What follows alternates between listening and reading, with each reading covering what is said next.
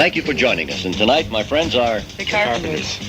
Richard and Karen, or Karen and Richard, to be a gentleman about it. Karen, tell us a little bit about the Carpenters' background, where you were born and so forth. Let me see. We were born in New Haven, Connecticut. We were there for quite a while, till I think I was 13 and Richard was 16. And then we moved to Los Angeles in, August of 63? Or June of 63, something like that. Now, a lot of people always look at somebody and they have a hit record and they say, wow, just imagine, overnight success. Was the Carpenters' success overnight, or did you pay your dues, and how? Paid our dues. The record becomes an overnight success if you're lucky, but the groups rarely are, or singles. To become an overnight success rarely happens. You know, we went through different changes in different groups. I was at it from the moment, in fact, the day after I got into L.A. in 63, I was up to then it was the surf thing, you know, and I had an instrumental, and I went to the big surf label, Dot and Delphi and all of them, you know, and that's when I started trying to, you know, this is before Karen had any interest in music, so it was, you know, I was just trying to do it on my own, you know, and needless to say, nothing. Then the Beatles happened, and I never thought about singing myself, you know, and Karen still wasn't singing.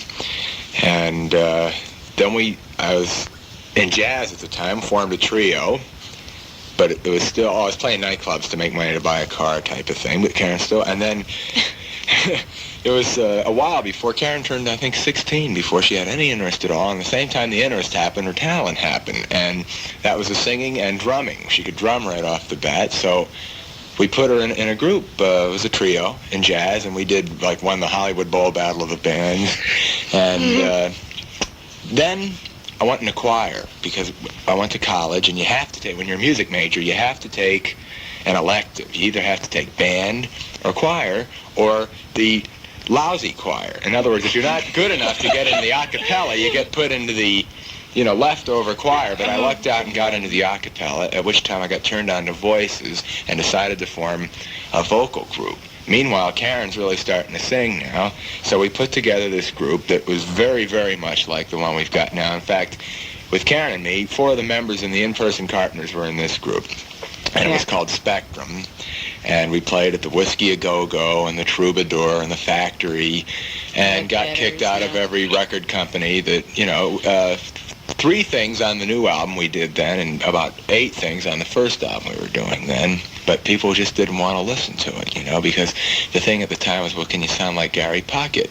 I said, well, I dig Gary Puckett, but I don't want to imitate anybody, you know. Yeah. I want to stick with my own thing, and they just didn't want it. You gotta try telling that to somebody, you know. So that group got upset after a year's try, and went into other things.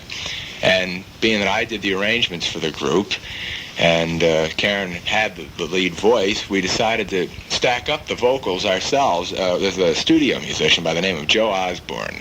He plays electric bass on everything. Yeah. Everything. Every record that's out just about.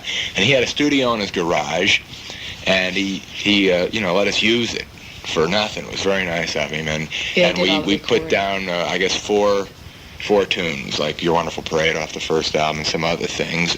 And this was in, the beginning of 69. And the other group had been in 67, taken that long. And that got through channels to our producer, who's Jack Dougherty at A&M Records. And he took it in Herb Alpert, who liked it right off the bat. And that's when we got signed up.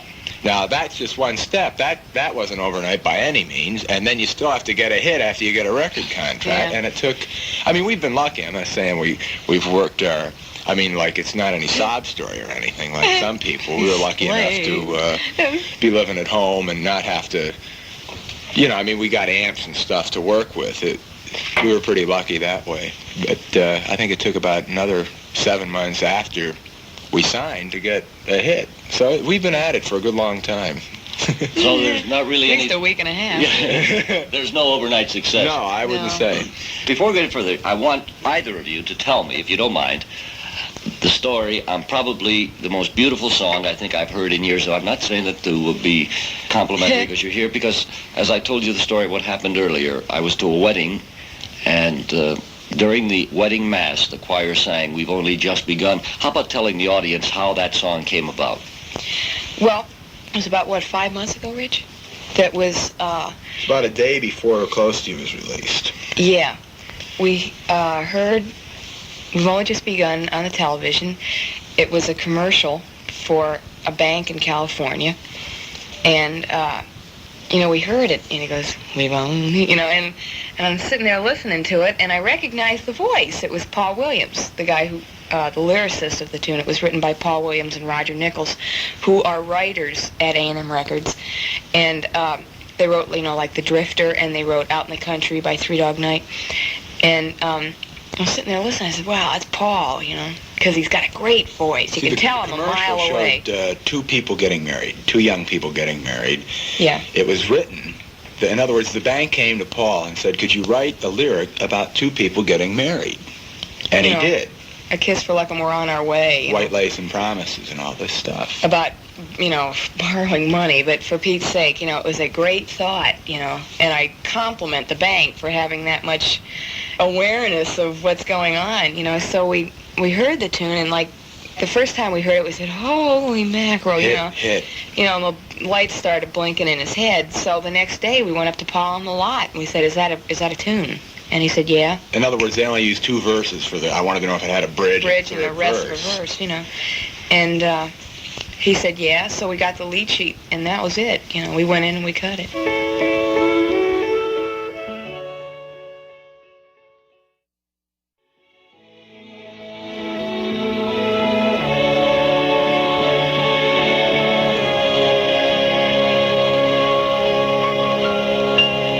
Do you feel that today's young artists, the new groups that are coming up, the new singers, are really interested in becoming artists, performers, entertainers, or are they just interested in getting on stage and doing their thing? And if the audience thinks it, fine. If they don't, tough.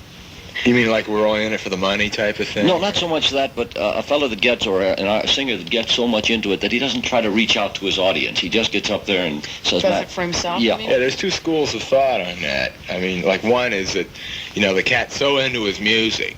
He's such an artist, sort of like the temperamental artist, who says, hey, we'll never sell my work, or you're all crazy, I'm a genius, or whatever. That the guy gets so hung up with what he's doing, and he believes so much in what he's doing, that nothing's going to change him. And then the other school is that, you are your audience. In other words, your audience made you what you are.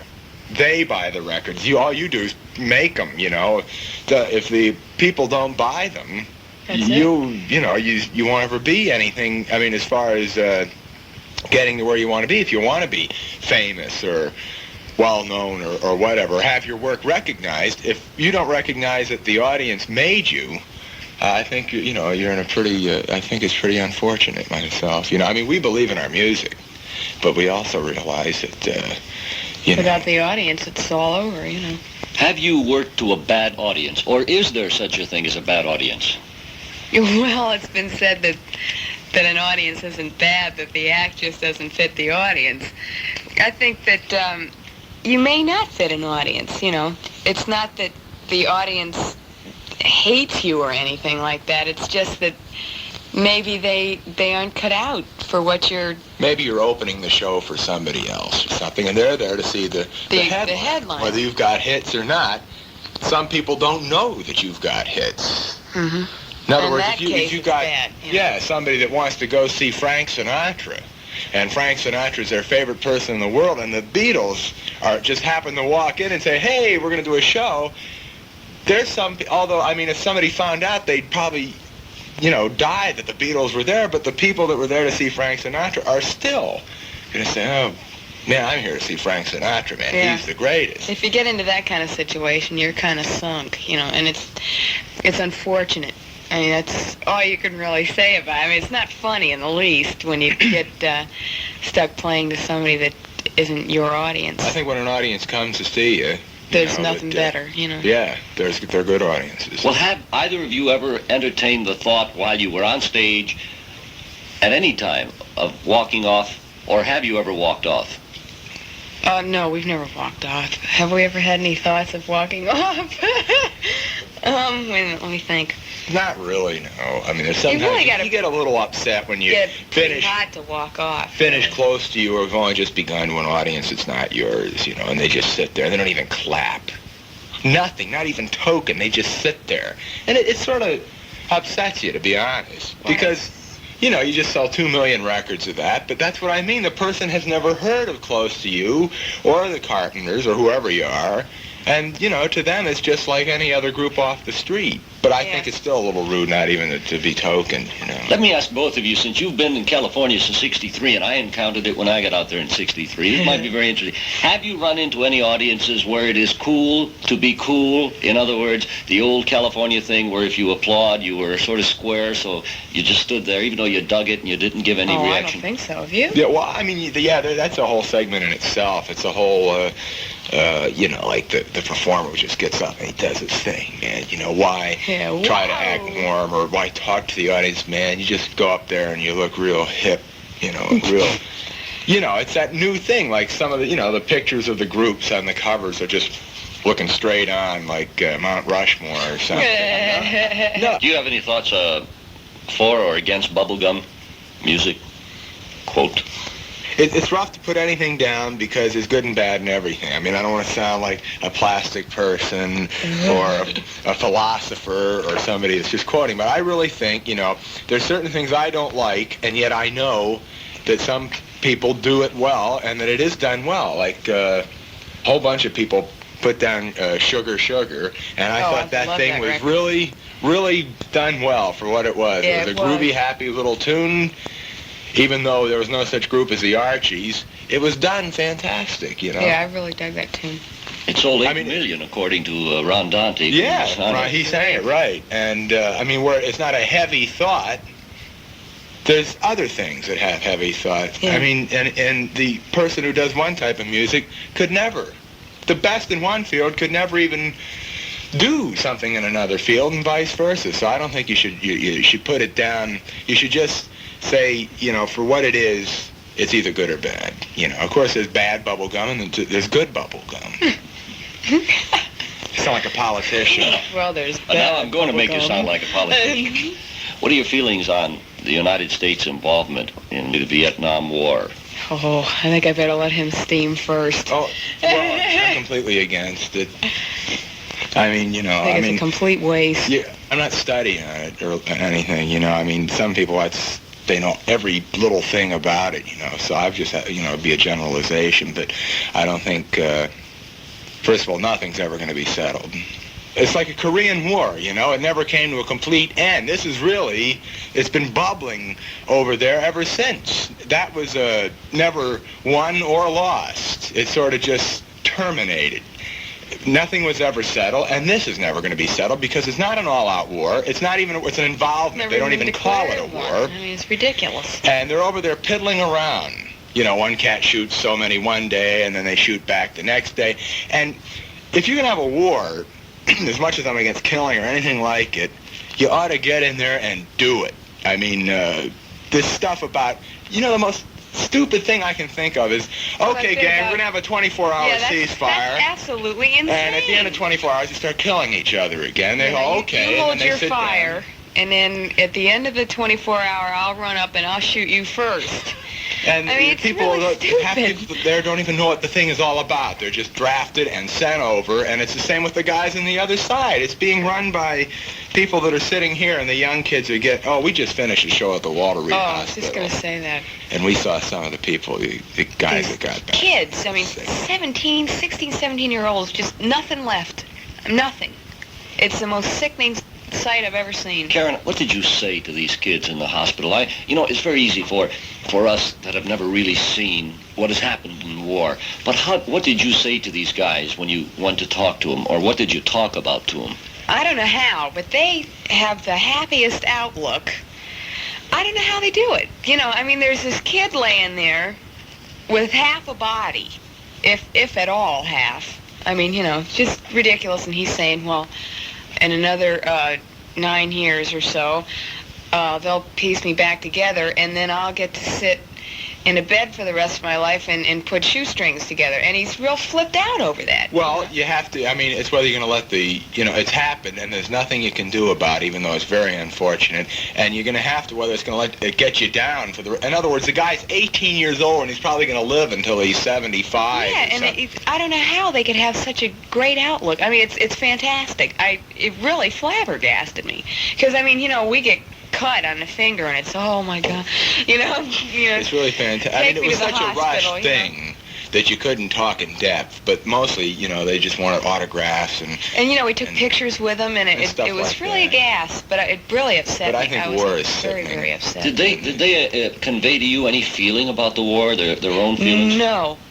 Not to me. I don't know if they did too. We really didn't have that much time, but when we did the show, it was outside, and they brought people out, and it was, you couldn't get really too close to them because it was just in and out, but they flipped. They really did. I mean, I'm not chicken, and I'm not non-patriotic, but when you see, like, we saw a Tora, Uh-huh. and when something, a direct insult against the United States happened, like the scene with the Pueblo, with these fumpy little countries insulting the greatest country in the world, and they're slapping us around, man, taking our ship and telling us we're going to apologize to them. And then, then the feeling comes over me. I go, oh, yeah? Just let me at them, because that is a direct insult. I mean, when you're directly insulted, man, that's when the patriotic feeling really comes out.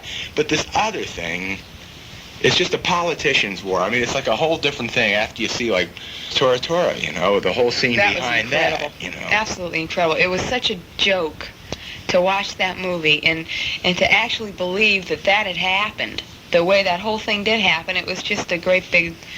I couldn't believe it. And as usual, the enlisted men paid for it. They're the ones who were in the ship at the Arizona when it got blown to bits. All the heavies were relaxing at home, Playing golf and stuff. That was bright. Yeah. Carpenters, you both are from what we call the radical area of the United States, from L.A. Having been there, I have a little bit of a feeling about it, but it's intensified since I left. But what were your feelings about the assassination of John F. Kennedy? I was sitting in some class in junior high school someplace. I was young, I was 12 or 13, and it just knocked me down. I mean, what can you really say? I couldn't believe it. It left. I walked around in a daze for like a week, because that was really far out the way that happened. I was in communism class.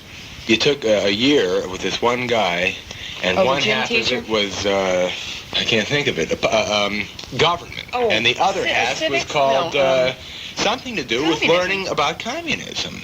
Not being, taught to be one. I don't want to say that. I can't remember what they called the class, but you learned about how it came about. It's called communism. And we had a maniac teacher. I remember he used to tell the kids, the girls, he'd say, he'd say, your children will starve in the streets. They will lick trash cans to stay alive. And the kids would cry, and I go, wow.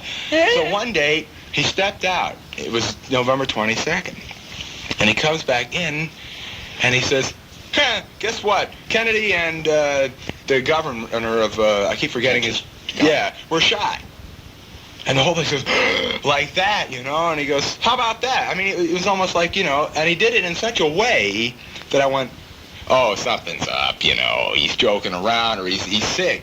And then, immediately everybody's coming out of the classes and they turned on the intercom and everything. And then not much later, it was about a half hour later he died, because they took him to the hot. And I couldn't even believe it. I kept telling myself, somebody shot the President of the United States. It's something that's so really huge ridiculous. And so far out that it's unbelievable. that it almost doesn't even hit home. I couldn't even believe it. When what's-his-face shot Robert. That was twice the effect, because you never thought it would happen again. Talk about a weird thing. I was in Hollywood coming home, and it was like 2, 3 o'clock in the morning when they shot him. And right as I was driving right by there, on the radio it says, Robert Kennedy's been shot at the ambassador. I almost ran into a pole. Well, I think the whole thing is just as I went by, it happened. I almost fainted. Sick. It was really far I mean, out. it's sick. Let me ask you, while we're on this subject, both of you, I got a stomach ache from thinking about that now. do you believe that the assassinations of the two Kennedys and Martin Luther King brought about the problems that the country's having with youth today? I really do think it did, yeah. Because for those things to happen, it's so unnecessary and so stupid. And for people to allow it to happen over and over and over again, it's just, and they don't do anything about it. I think it was there, and that really brought it right to a head. And let me move along to another subject related somewhat. Your feelings on the culture and the real culture, not the plastic, but the hippie movement. I think, the basic concept, the thought, their ideals are... About the, brotherhood. I mean, half of me is because of the way I was raised, half of me is one way, and half is another. Like, I mean, I dig some of their ideals and their ideas. I don't dig the stuff with the dope. I don't dig not taking a bath, but I like their idea with the... like ecology, brotherhood and love one another. I mean, you're only here for like 60, 70 years, which is a drop in the bucket. Why go kill each other? I mean, enjoy it while you're here, you're here. That I go for, and yet the other part of me, I mean, where I go for like long hair and I'm very open-minded, I can't say that I hate money. I mean, because I like it. I like the finer things in life. I mean, I'm sort of divided each way. And then, like some people, they think I'm a hippie. I mean, people just don't know. They think anybody that wears a bead or has their hair halfway over their ears is a hippie. Is a hippie. People came up to us after we played a concert and said, "Oh, you're nice hippies." Yeah. I mean, what a dumb thing to say. They're all nice. I mean, I'm not a hippie. I mean, I'm not saying, but on the other hand, the people that are burning down the colleges, they weren't the original hippies. No. They weren't into any of that at all. They just wanted to do their thing and not bug anybody or have anybody bug them. But like our president, he thinks that anybody with long hair is going to burn down a college and pitch rocks. The other night, I was rather insulted. I pay a hell of a lot of taxes, and I voted for him. And I got long hair, And he's coming on with this routine that just because if you've got long hair, you're a revolutionary. What kind of thought is that? I mean, I'm not backing burning down the colleges. I think education definitely, after 5 years of college, which is a joke, definitely needs a change. No two ways needs a change. You can't believe it. Let me interrupt you. You just hit on a beautiful point. You said education is a joke. Would you expand on that? Not education. Oh my God. I don't mean education. No, I mean, I'm not saying. I mean, I can read and write, and I learned that, and I learned all about how to orchestrate music and play the piano and stuff like that. I didn't mean education. No, I know what you're, Richard. I know what you're getting to, but I mean, you say the system itself. The system. There is so much more that could be done. 5 years is a long time, and there's so much joking around. In other words, I knew what I was going to do for a living, and I knew I didn't need a degree to do it. Okay. So, because the school I went to was a teacher's college. They turn you out 4 years, you get a degree, and music means nothing. 4 years, you have to go a fifth year to get a teaching credential to make $7,000 a year. I wasn't in for it. I just wasn't going to do it. But I wanted to learn, the techniques of music and harmony, so I went to college. But while I was there, you have to take other classes. And man, there are people teaching the classes that don't know any more about what they're teaching than the man in the moon. We had a cat in one class, a doctor, who came in and says what they did was they reduced harmony from 3 semesters to 2. And that means you had to condense 3 semesters into 2, and he turned his class down. He was assigned to that class, and he actually came in and says, they switched classes because I can't condense. I don't have it up here. At least he was honest about it. Then he says, so I'm going to teach counterpoint, which is a class you take in music. He says, I don't know anything about counterpoint, so here's the book. I'll read a chapter ahead of you. He said that. I'm paying money to go to college to have a doctor tell me that he's going to keep a chapter ahead of the book we're reading. Whose fault is this, Richard? Where do you put the blame? Do you put it on the governor, the Board of Regents, the people that pay the taxes, or who? I'm not into all this. I mean, I don't want to come out with an opinion when I'm not qualified. Only thing I know is that, in other words, I was working at being what I am now, and I didn't have all that much time for stuff like English and all that. I'm very good at English. I got A's at it in school and everything, and all they do is keep redoing it again when you go to college. In other words, you can go in, and if you can get a C after not buying one book or reading one book and going in and taking the final exam and come out with a B or C in the course, that's sickening, which I did. I got B's and stuff just because I was born with, in other words, I could analyze poetry. It was a thing that was born in me. Like math I stink at, poetry and English I'm good at. So you can walk in and take the final exam without ever buying or reading a book and get a B in it. Something's wrong. I mean, you're not learning anything, and you have no incentive to learn anything. If you know you can go in and pass without doing anything, how is there going to be an incentive? That's what I mean. Plus you have certain courses that you have to take. Let's say, being a music major, you have to take psychology, you have to take biology, stuff like that, which... You've already taken in high school, and you've covered it, and that's all the good it's going to do. Yeah, plus, like myself, in no way interests me. I mean, what good is biology going to do me, On the stage, it's of no use, right? So then, if you take a biology major, he doesn't have to take a music course. No. Things are getting so... I mean, you really have to be a specialist in your field nowadays. It's not general anymore. And you have to spend all your time at being one thing. I was spending more time on some of the other stuff than I was on my music, and that's not right, you know? Psychology, there's no way. Just went right so around that's what I mean the head. when I mean that there should be changes.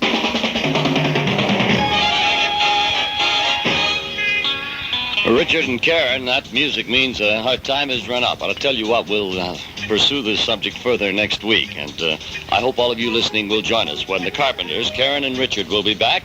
We'll be hearing more of their songs and more of their thoughts on many things. Engineering, Dave Schusler. Musical production, Bernie Moralia. This is Dick Biondi speaking.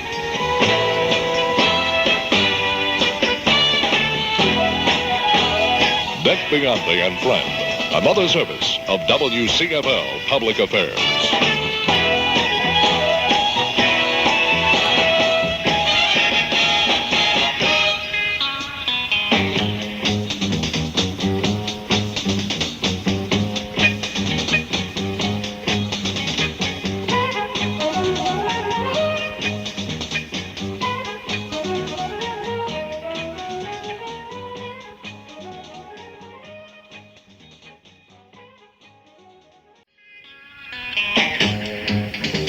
Thank you for joining us. This is Dick Biondi. Tonight we continue our discussion with Karen and Richard Carpenter, the Carpenters. And kids, if you don't mind, I'd like to start off on, well, not exactly a very serious note, but on something that is a little more somber than what we were discussing last week when we left off, the drug problem that we have in the United States. Me personally, I have no interest in it at all. I mean, other people do what they do, fine. I mean, it's not up to me to judge other people, but I am just petrified of that stuff, and I don't want to get anywhere I'm all against it, man. I'm super high. I'm on a high all the time from loving what I'm doing and being, and music. There's too much going on, man. Why waste? I mean, oh. For me, myself, Yeah, for myself. Do you agree that it's an escape from reality by using this, or a cop-out? Sure it is. It heightens your senses, which may be groovy, but whether you're using 10% of your brain or not, you were made. You're on the earth the way you are, and there must be a reason why you're on the earth the way you are. I don't agree with fooling around with your body. that's about it, you know? And people do it because they want to get high. It's like when you're upset sometimes, you want to go juice it up. Because juicing it makes you feel high and you forget your problems. But then you wake up the next morning with your problems and a hangover. It's even, I mean, that's no way to get. You got to solve your problems, man. You got to just go right in and solve them. Forgetting them for one night, that's not going to do anything. I mean, that's the way I feel about it. You know? I'd like to ask the Carpenters, if you don't mind, to pick out, each of you, one at a time. Karen first, pick out a tune from your new album that you'd like the folks to hear. I would like him to hear Maybe It's You. Can you tell us a little bit about it? Well, let's see, I think it's about, 3-4 years old. 3, yeah. And it was written by Richard. And it's always been one of my favorite. I think the lyrics are just sensational. They were written by a guy named John Bettis that Richard has written quite a few tunes with. I write the tunes and he writes the lyrics. Yes. And I just dig the tune. And it was laying around for a long time. We never really got around to it. And then one day Richard says, boy, I wonder what Maybe It's You would sound like, And we did it at the last minute. And it turned out 10 times better. Oh, it really came out nice, and I really loved the tune. So that's the way it happened.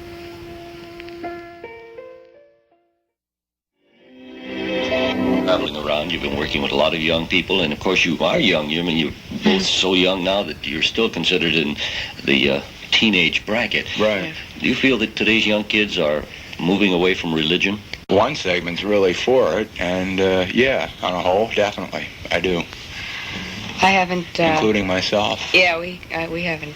I mean, we believe in what we believe in, actually, but I mean, I don't need to go to church and listen to some...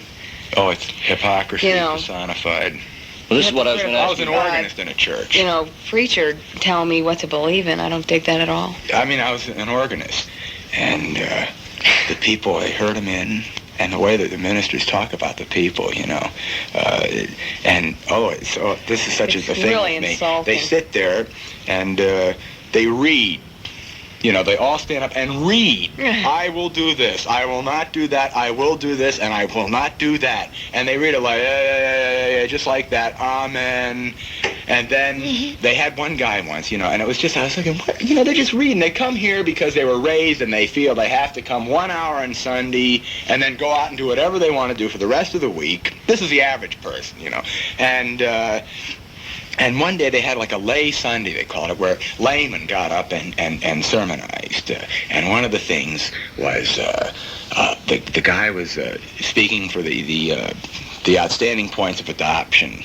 And the guy got up there and he starts and he's saying, and I adopted a boy and my life has become so full since I adopted the boy. And I'm going, wow, here's somebody really getting involved. Man, he really means, he's not reading anything. He's up there really saying what he means. And he started to cry. And I went, he's right on, man. He's crying. Wow, man, he's really hung up in adoption and love. And then the preacher stood up and he says, he stood up, and the guy noticed that his time was up. He was allotted 3 minutes. Isn't that dumb to allot you 3 minutes? So the guy says, I'll be done in a minute, with tears running down his eyes. And the minister said, you're done now. I went, you're done now? What is this? I mean, so the service runs over a little bit. Here's some real stuff happening. I mean, the minister's supposed to be love and communicating the word of God, and he's telling this guy who's all hung up on something decent, he's done now. I couldn't believe it. I mean, and the way they talk about the people, like they're sheep or something. Needless to say, more people come in on Easter and Christmas. And he goes, set up more chairs for the dummies that only come on Easter and Christmas and all this stuff. And I'm like, oh my God, enough of this stuff, It's so... hypocrisy, man. That's all it is. I mean, on the whole, it's really, organized religion to me. I mean, I believe, but I do it my own way, and nobody can tell me what to read or how to pray or anything else. I mean, that really bugged me. I haven't been to church since then. When I saw that guy get up and say, you're done now, man, yeah, I said, what is this? And everybody... They fired him, which was good, but it's not because he was good or bad. Nobody's ever satisfied in a church. The new minister comes in, and then they immediately, the old biddies, man, they're going, the new one that came in dug jazz, and he wanted my group to come down and do a jazz concert. Well, man, that was it for the old biddies, man. Jazz in a church? We didn't even play in the church. We played in the fellowship room or whatever. And the proceeds went to some, horrible stuff, jazz, And what I found out after that was that they drove that guy so nuts. He was badgered by everybody. He ended up quitting religion, and he's selling cars in San Diego now. Karen, Things are really getting Isn't that weird? forgive me for interrupting, No, Richard. I want to get to Karen on a subject. Women, I think, are more sensitive on this point. Are you optimistic or are you scared about the world? Do you feel that we're going to solve our problems, or are we all going to go up in a big bang? I think that the way things are going now, I think things are getting more messed up every single day.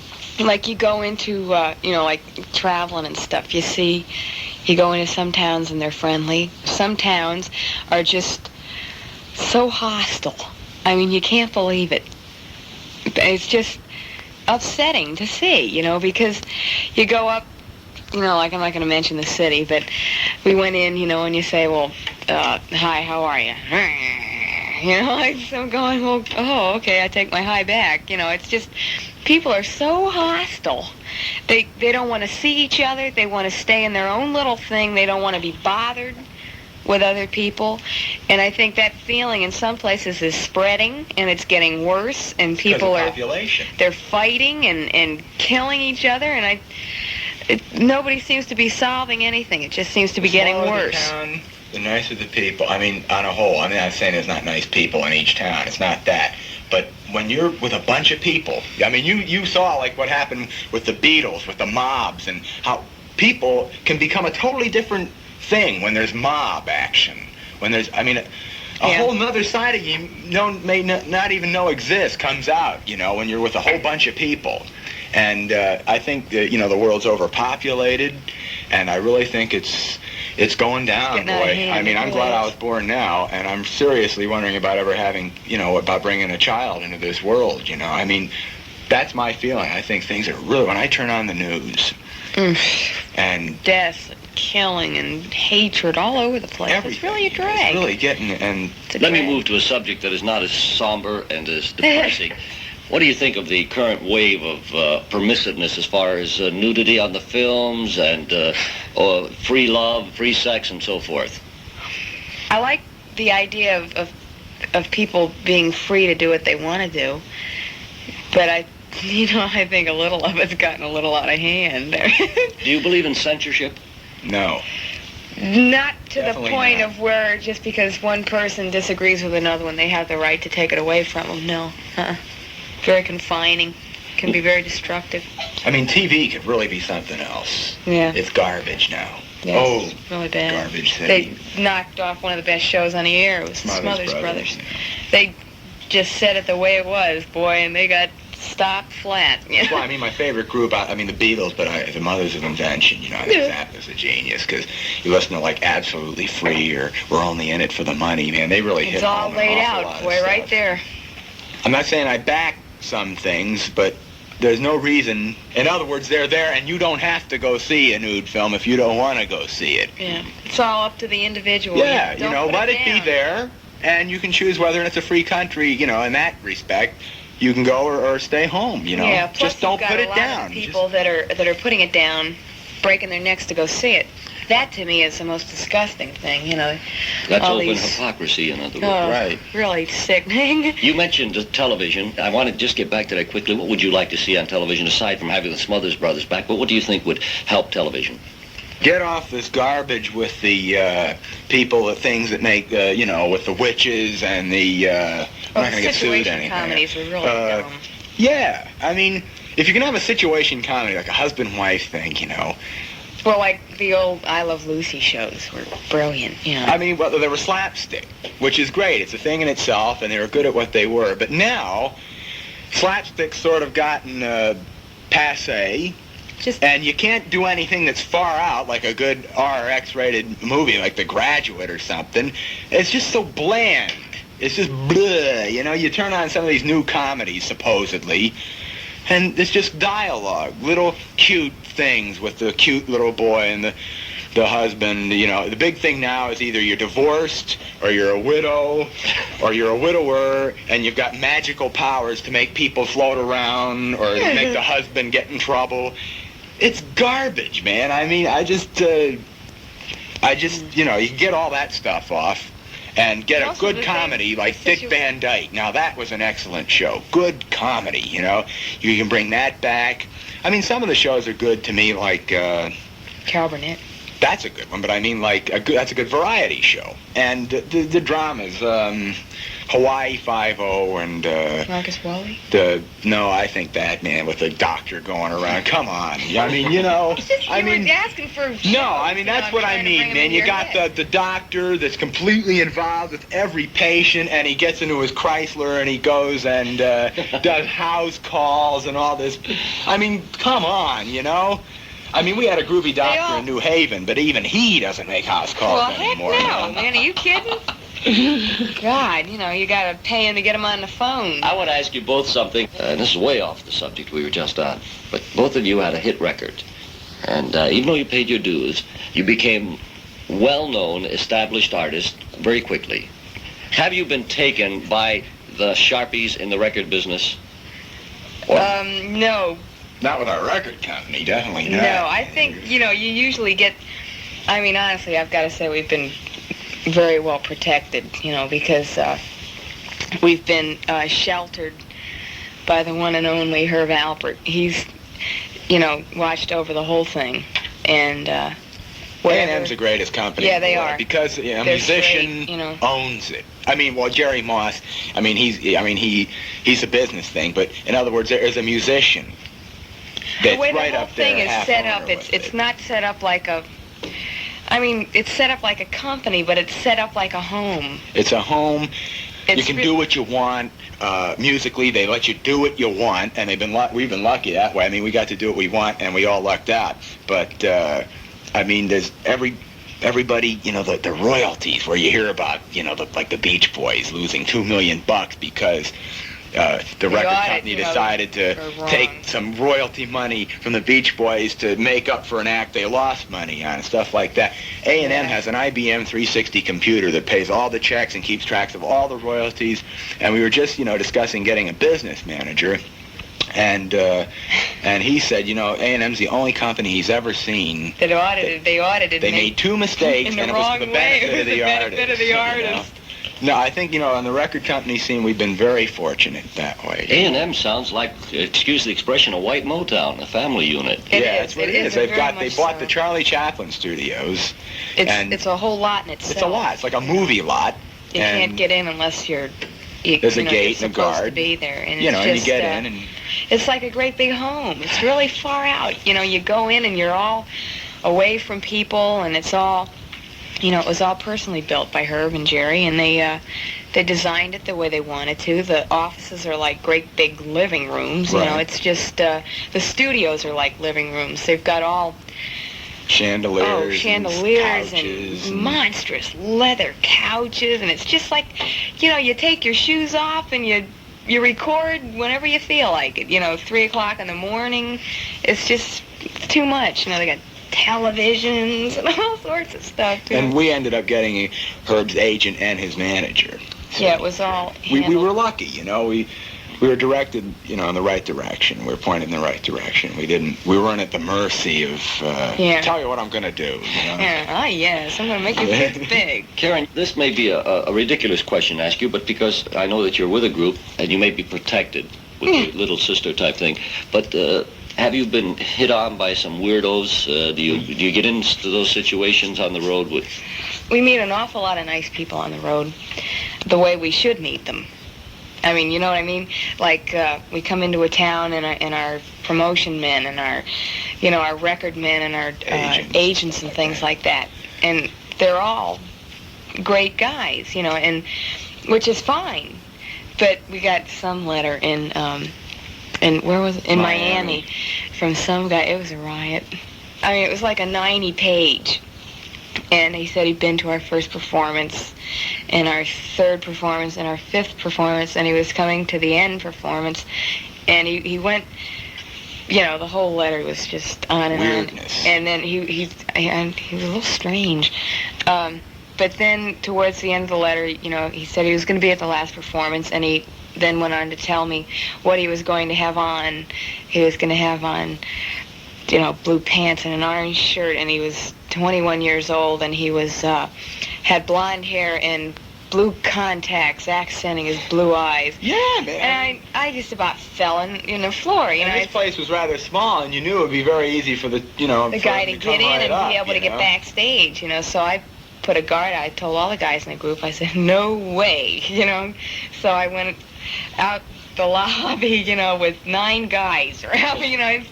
And I saw him heading towards backstage, and I just said, oh, okay, bye. And I went the other way. You definitely run into your share of weirds. That's what happens, you know, when you're in the public eye and out with the millions of people, you know. It's... I mean, there's definitely a percentage is greater of groovy people, but definitely weirdos. I had one cat call me in Toronto, you know, because some hotels you can put a hold in the phone, and the operator calls first down at the desk and says, would you like to speak to? But they want to speak to you. Do you know them? And you say yes or no, see. But not in Toronto. Phone, yeah. And the phone rings, and I pick it up, and it says, Richard? And I went, yeah, and he goes, Richard Carpenter? And I said, yeah, and he goes, hi, I'm Lloyd. And I went, look, do I know you? He goes, you don't know me, but I know you. I mean, I'm going, like this, you know, and he goes, I just wanted to know if you'd be interested in some gay fun while you're in Toronto. And I said, gay fun? And he says, yeah, and I says, I'm very booked up. Thank you very much, Lloyd, for calling, and so on and so forth, you know. And I mean, that's what happens. They don't hesitate to come right and call you up or come right up to your door, you know. Oh, yeah. I couldn't believe it. You know, I opened the door. You know, like when we go into a hotel, we have, like, you know, the rooms all lined up next to each other. And naturally, we get some looks because there's a little, you know, disturbance caused when we come in. But usually there's all... at one time or another, all 4 doors are open because the other one can't stand to not know what the other one's doing, you know. In the group, you know. Yeah, in the group, you know. And all 4 doors are open. All these people are going by. Next thing I know, these couple of guys, grown men, you know, they're looking in my door. Yeah, mine too. Hey, wait a minute. Because they saw the show, you know, and they're all up there on a convention or something, and all I do is walk from one room to the other. And Next thing you know, you got to follow him. I heard. You know. The kid with the long hair. I think he's in the Carpenters. And the guy, the door was left at a crack. Right in. And I'm in on, you know, not undressing, but, you know, doing something, and the door opens. And the guy's staring in. You know, they think really, you know. people have a weird thing when you're when you're in show business or when you're in the public eye. They think, you know, that you're not human or something. They can just open the door and look at you. Or do whatever they want really, with you. it's really strange, you know, and you figure, I said, well, you know, do you mind? You know, can I help you? Oh, no, I just saw you, you know. I just saw you. I came to look. Well, I'll be on display from 2 to 3, you know, and it's really weird. Carpenters, I know you can't answer this because you don't know what's ahead, but what would you like to do in the future? Say, for both of you, do you have any ultimate desires that will satisfy you, or will you ever be satisfied? Well, we're satisfied in what we're doing right now. Yeah. For right now, I mean, I just want to keep doing what we're doing. I don't want to change anything right now. We just want to keep, if we can, turning out the records, you know.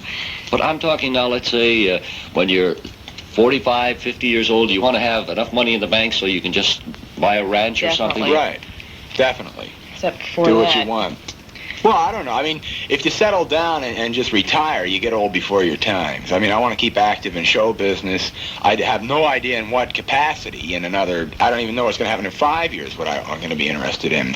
But the money and the owning what you want and being able to, you know, to get married and not have to struggle. I mean, I'm single now, and I want to stay single until I'm settled down as far as I'm on the road. We're both on the road all the time, which is no way to be married. No. And I'd like to find the right chick and sort of stay in show business and yet settle down and just go out when you feel like. Sort of like Burt Bacharach, you know. He just goes when he feels like. And Richard, how about you picking out one of the tunes from your new A&M album? Reason to Believe. And would you tell us why you're picking it? It's been around for about, I mean, I'm not sure, but I'd say I've heard about it for the last 4 or 5 years. And it's written by Tim Hardin. And I think the tune should be a hit. A million of people have done it. I don't know if it's ever been released as a single. But I think the tune is worthy of being very well known. I think it's simple and it's beautiful by anybody. I mean, I'm not saying our version of it, but the tune itself. And I just, you know, that's why I'd like it to be heard.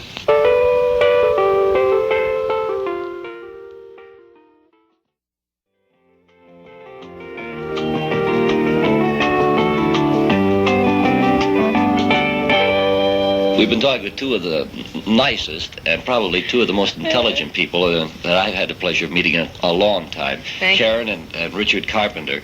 If they do appear in your area, wherever it happens to be, where WCFL is heard tonight, I hope you'll stop in to see them. They have a new album on A&M Records, and of course their current hit is We've Only Just Begun. I want to thank both of you for taking so much time, and I hope that you'll have nothing but continued happiness. Success we're not going to worry about because you're doing pretty well on that score. I know you'll continue, but most important of all, peace and health. Thank you very much. It's a pleasure, Dave.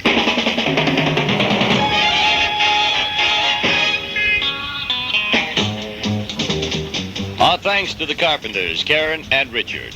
And we hope you'll join us next Sunday when our friends will be The Mob. And I think you'll enjoy their talk and their music. Join us next week. Engineering, Dave Schusler. Musical production, Nick Asherenza. This is Dick Biondi speaking.